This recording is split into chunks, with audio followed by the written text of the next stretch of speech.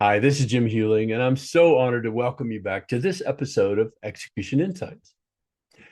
Not long ago, one of the leaders that I coach regularly received some feedback that honestly is going to stay with him for a very long time because scrawled across the bottom of a 360 review form were three words in all caps: competent but uninspired. Now, I don't think those words were written to harm him, but once they were written, I knew they would never be forgotten. And when he shared them with me, I was really surprised that he wasn't so defensive. In fact, he was thoughtful because he knew how hard he had tried. He knew how much effort he had given. And at the same time, I think he knew there was truth in those words. In fact, if we're honest, most leaders have known that feeling at some point, that they weren't striking the right balance between caution and vision. So my coaching that day was simple and I think clear. I said, this isn't a failure. You've got to see this as a signal that you've reached the end of a season where you could manage in that way, and you're not fully stepping over into the season that's calling to you next. And the more we talked, the more he began to feel clear. You see, he hadn't lacked courage or skill.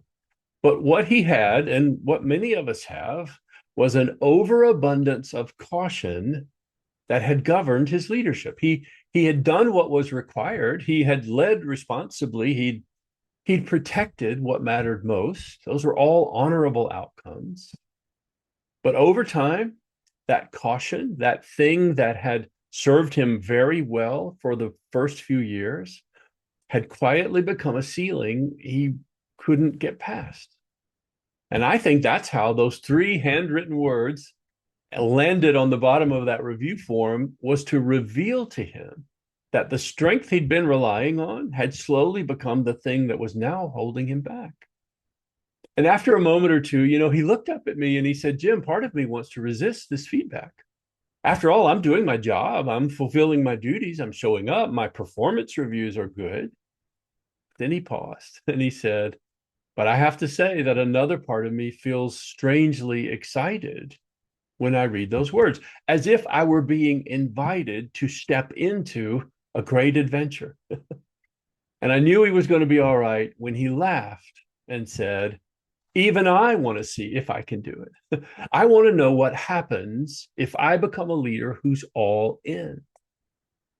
And I let that sit for a moment, just quietly, before I offered him one final insight, to say that excitement you feel right now, remember, that's not fear. That's your calling.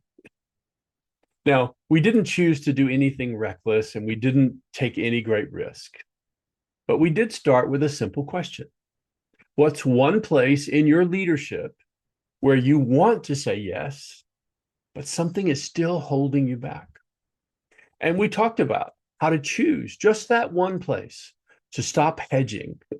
One decision to be made, one conversation that needs to be had where he would show up fully instead of safely. And you know what? The following week, he did it.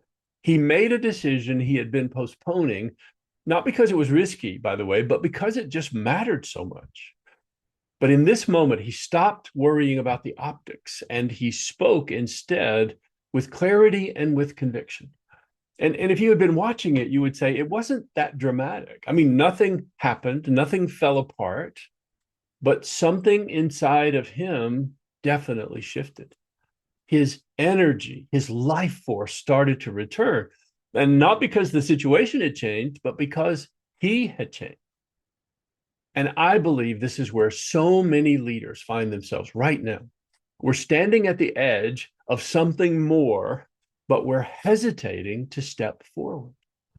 And if that's where you are, I want to share with you that this is what I have learned. Half measures don't come from apathy. They come from care. They come from good leaders who just want to get it right. But over time, the practice of always holding back becomes a decision of its own. So as this new year begins, this is not a message to criticize where you and I have been, not at all. It's a moment to honor that part of our journey and to begin today to listen more clearly to that quiet whisper beneath the noise. You know what I'm talking about? Because even when all the voices around us are urging caution or comfort or the illusion of safety, we need to train ourselves to hear that small voice that's longing for the aliveness that happens when we're all in, win or lose. And if that whisper starts to whisper to you in this new year, let it be the one choice that guides you. Let it be the one place where you say, I am all in and I will show up fully this year. And then watch what begins to change, not only in yourself, but in the people that you lead. It's a real honor to be with you each week in these messages, and I hope I'll see you again next week for the next episode of Execution Insight. Thanks, everyone.